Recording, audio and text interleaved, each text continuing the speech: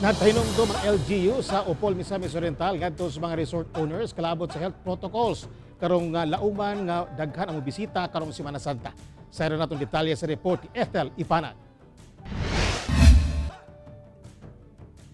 Kining usa ka beach resort diri sa lungsod ang pinakaulahing nag-abli tungod sa mga guidelines nga angay nilang tumanon batok COVID-19. Naamang ko yung mga gasundon nga mga health protocols ba niya. Ang tag-iya dili gusto nga makabiolate me. Bawal ta nga mag-inom-inom between the shoreline. Dapat mag-inom sila sa ilang cottage. And then kung dili sila maligo, dapat maka-wear dito sa ilang face mask or face shield.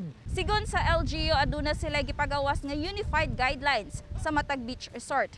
50% capacity sa mismong beach resort ug 50% capacity sa matag cottages.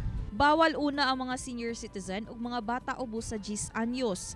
Pahimangno kanunay sa LGU nga adunay tulubagon ang mga beach resort owners kung musupak sila sa guidelines. Naayod sila fine, maribok pag yun ang ilang permit sa ilang business establishment kung makita na mas nga na sila violation.